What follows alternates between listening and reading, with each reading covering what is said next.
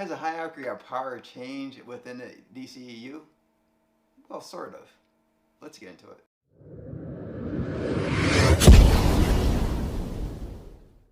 Hi everybody, this is Jeff. Thank you for watching Greenlight Total Entertainment.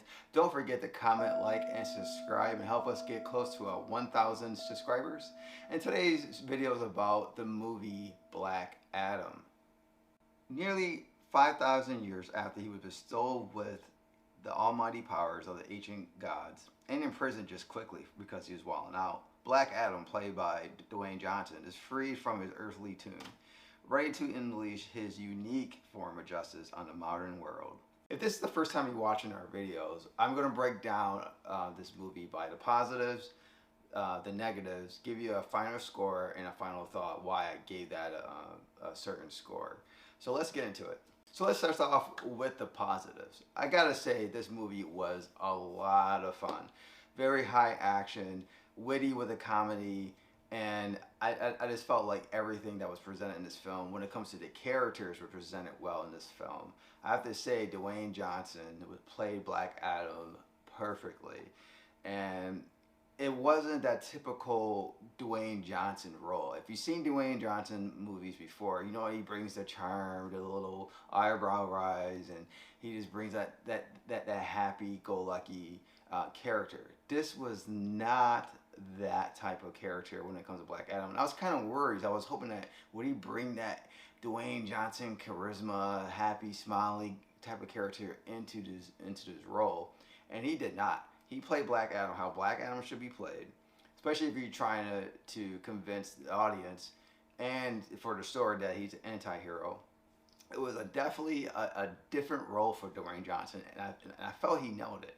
And I'm very happy that he did it, because it showed that he actually does have range.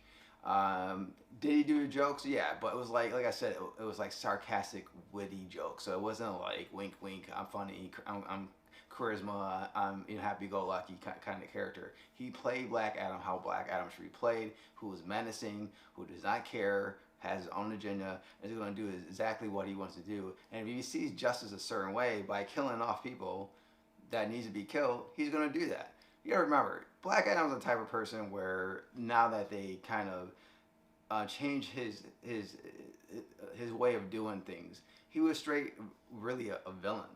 Now he's kind of like an anti-hero with the recent comments, especially with the recent runs of the New 52 storyline for him, that he's more of an anti-hero now. So him being like a full-fledged villain kind of is not what he is today. And I was kind of hoping that they would hit those elements of Black Adam. And Dwanye Johnson did actually a great hitting his elements.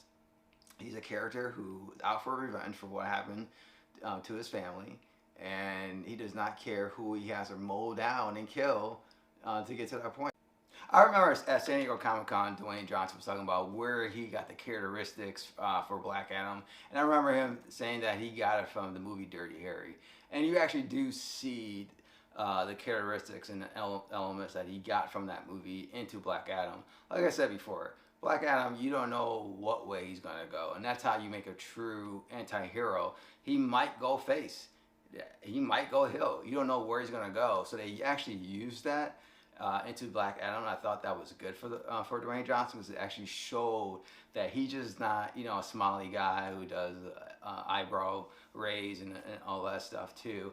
And like another thing I like about it as well is that they had like certain scenes where he had like a gunslinger showdown with the villains of the film. So they actually had like that Dirty Harry-esque type of vibe to it, and I like that. And it made the character who he is, and I liked it a lot. That anti-hero theme, I felt like they hit it right. We finally got a movie that hit that anti-hero right. Usually when we hear anti-hero as a hero, he's a true hero.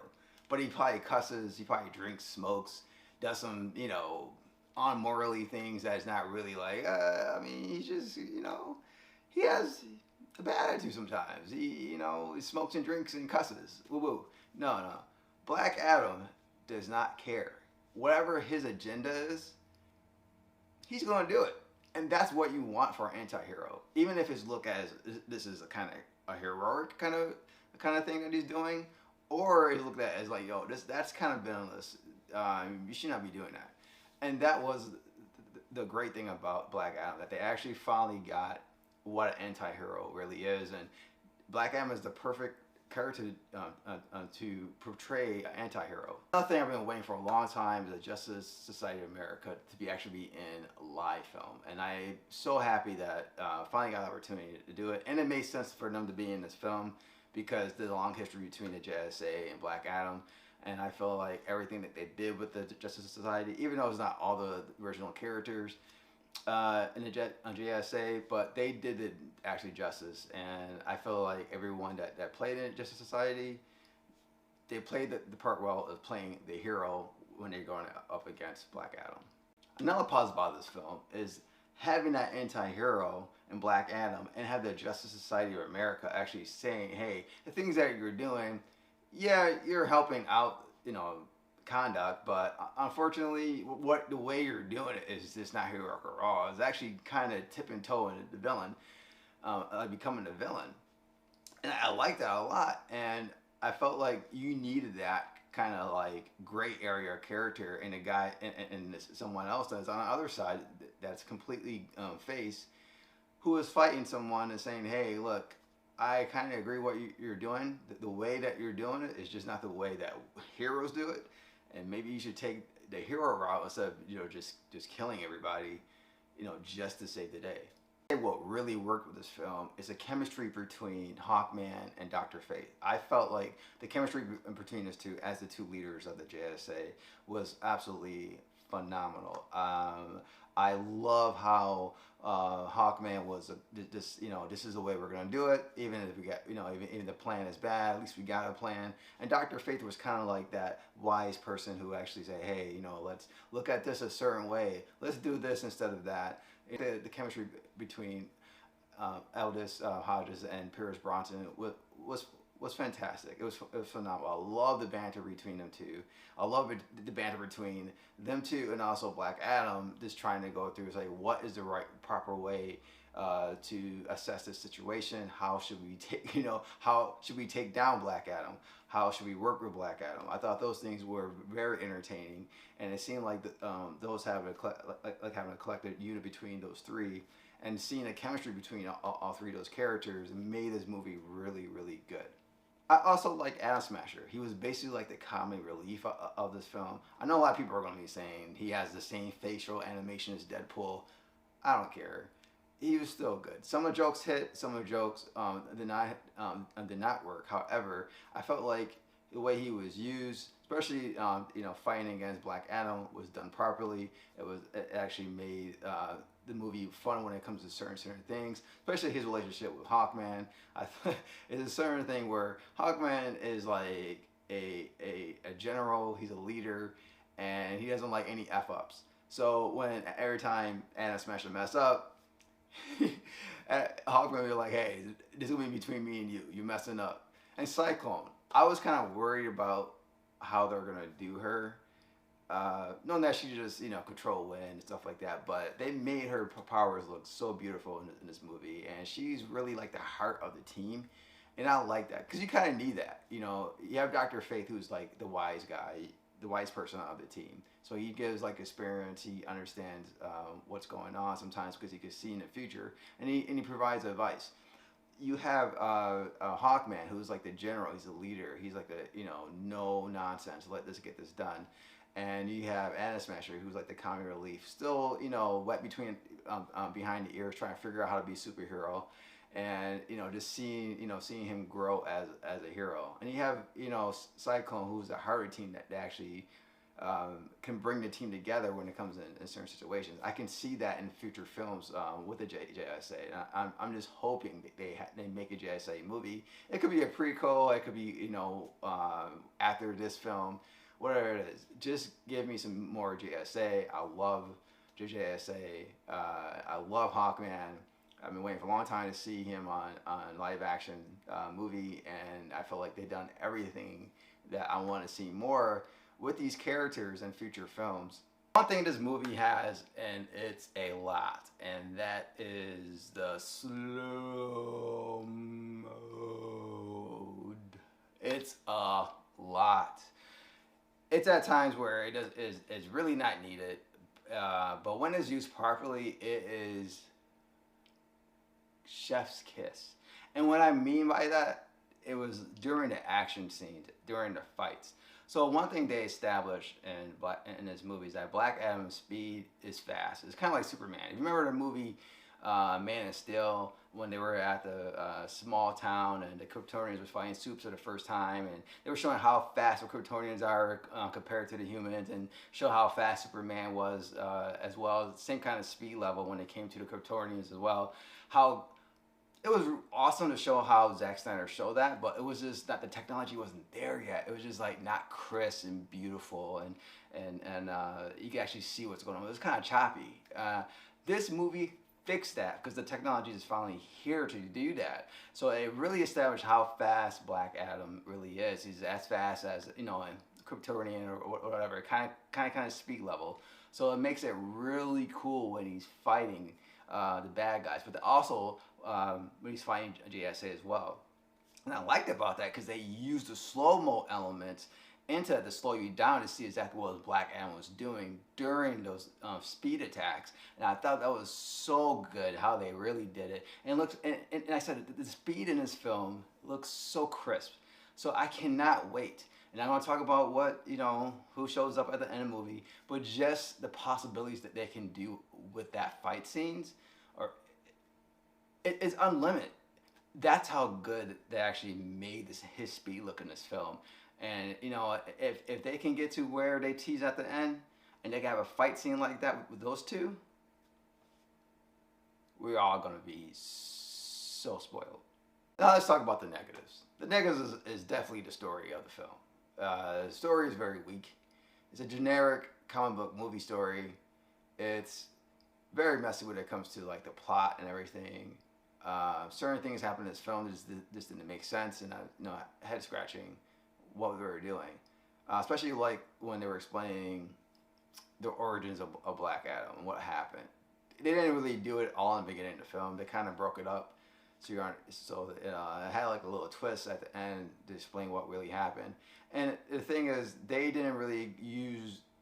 They kind of combined both origins of Black Adam in this film, and I can see why they did, because if you look at both origins of Black Adam, you really can't make that into an anti-hero.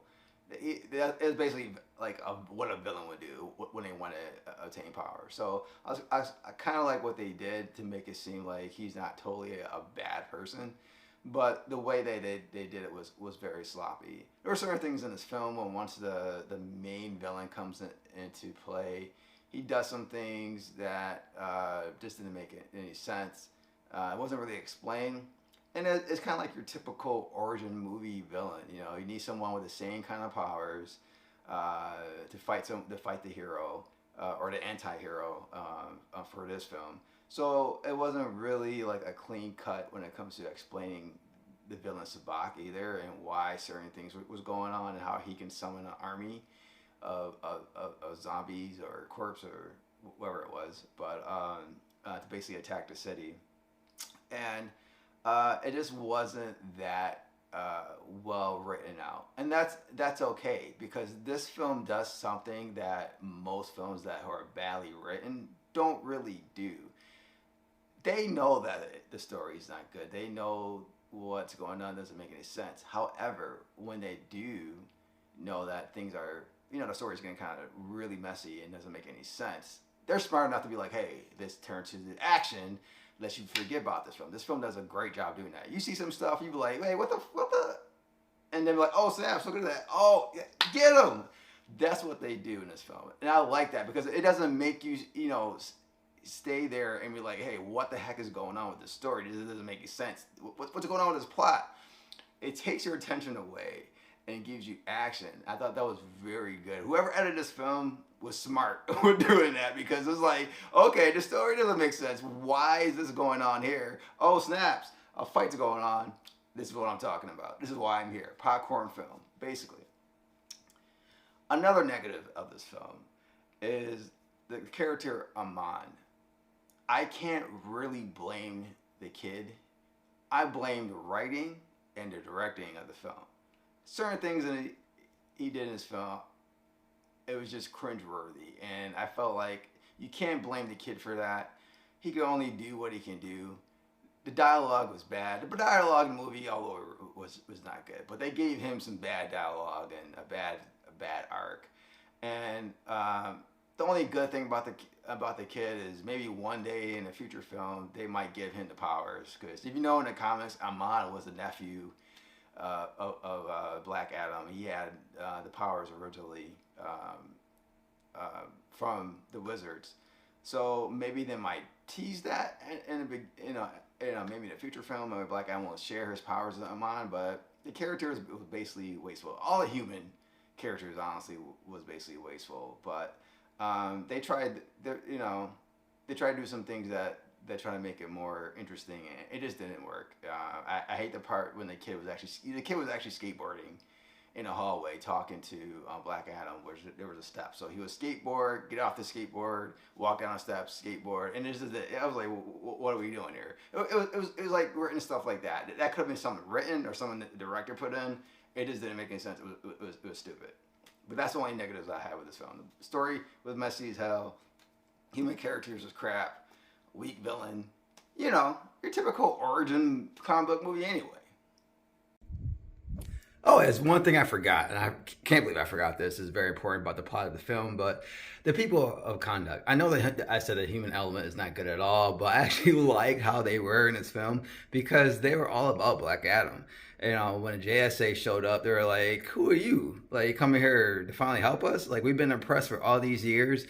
No one has came and helped us, but now we finally got someone to protect us. Y'all got a problem the way that he's handling things. I like that a lot. Especially, there is one part of the film where you see some of it in the trailer where Black Adam has these two guys in the air and he drops them. And a certain JSM member saves them, and the people who are conduct was upset because they're like, "We want this person to die. What are you doing?" They booed him.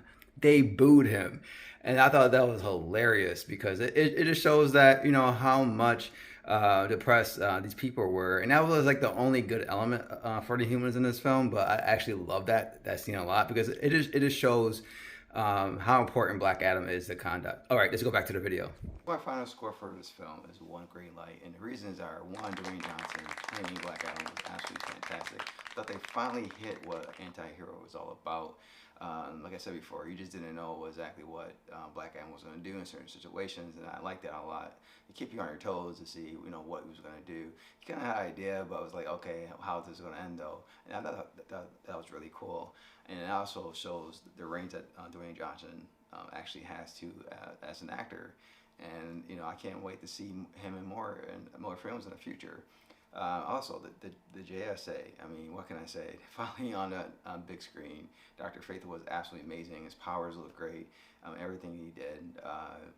Pierce Brosnan with his role was fantastic. Hawkman as well with Aldis. Hodges. I mean, I just can't wait for another film. Please give me a JSA film because I think it would be absolutely phenomenal to see the JSA together and actually bring this group to life again. And let's see their backstory, see where they go with that.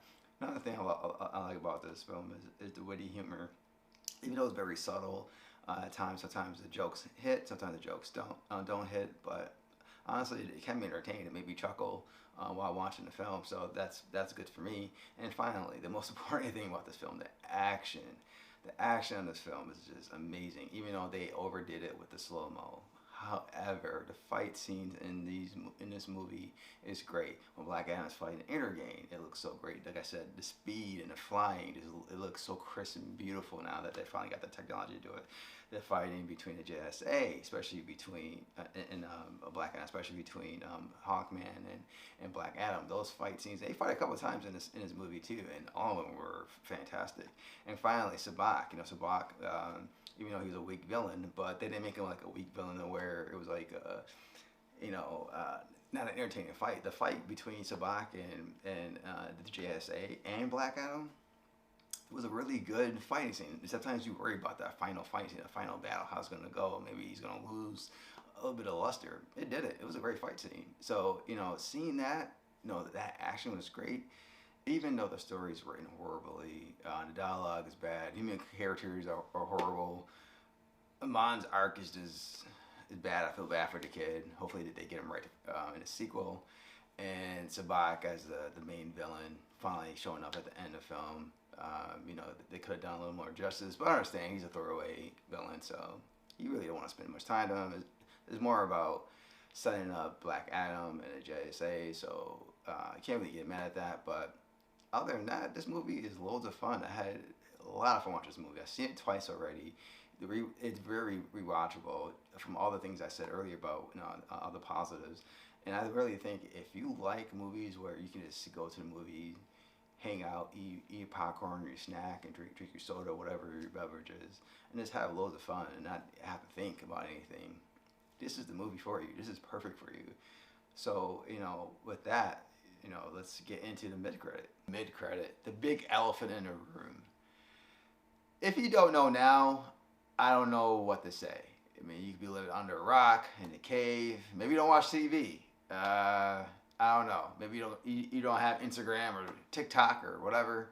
I mean, even Warner Brothers is advertising who's in the mid-credit now on TV, and Dwayne Johnson said in numerous press release and interviews that someone is back in the DC universe. So with that saying, I'm still going to post spoilers up here just in case if anyone does not know. You can come back after you watch Black Adam, and you can come back, watch this video, or watch this end of the video, so you know how I feel about the possibilities, what they can do.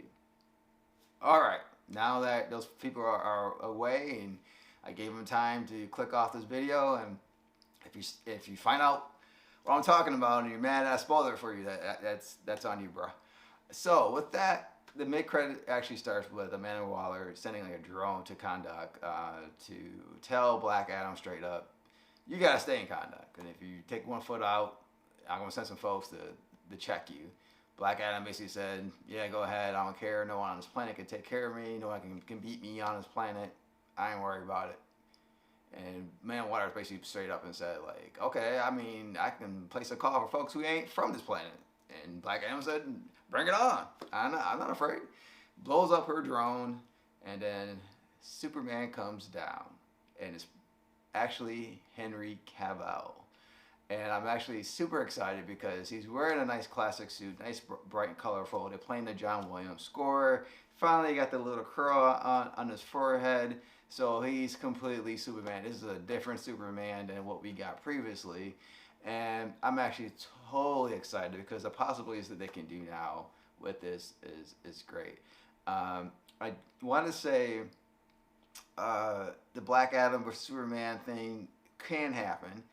I think there's unlimited ways they can do it. I mean, they probably do it in the next Black Adam movie. But honestly, I like them to basically wait and build up to that. And what I mean by that, one way they could do it, in the next Black Adam movie in a sequel is basically, you got Amon there. Amon in recent storylines have gotten the powers from Black Adam. You actually share powers with him, and he can actually do something on mistake and bring Superman to Kahndaq, and Supes correct him. Black Adam gets mad. They fight that way. That could be one way. However, the way I would like to do it, and DC has abundance of awesome stories, and this is one of them, is Kingdom Come. And I think they can do it because now they established the JSA. They can have Black Adam with them and side with them. And on the other side, they already mentioned the next time they do a Justice League movie, Shazam's going to be in that film. So that's perfect already. And then you can have that build up. They're working on the 10-year plan, and they can work up to where they can have Justice Society versus the Justice League, and you can get that Black Adam versus Superman. And also, you can add Shazam in that as well. I'm sure the Black Adam sequel or Shazam, the third film, they probably have some kind of crossover between them, and maybe Supes will be in it, and I'd be like, maybe Ron one, but I would actually like to see him do like a Kingdom Come story. I mean, I think that would be a very interesting plot line to do, just to build up to that point. But we'll see what happens. They got a 10-year plan. I'm excited to see what they do, and anything they could do with Henry Cavill as Superman, you got my attention. So what do you guys think? How do you think about the movie Black Adam? Did you like it? Did you not like it? Comment below. Let me know your thoughts. Let me know what you really thought about the film. Do you think it was just a good popcorn film movie? Did you just completely hated the movie because the storyline was messy?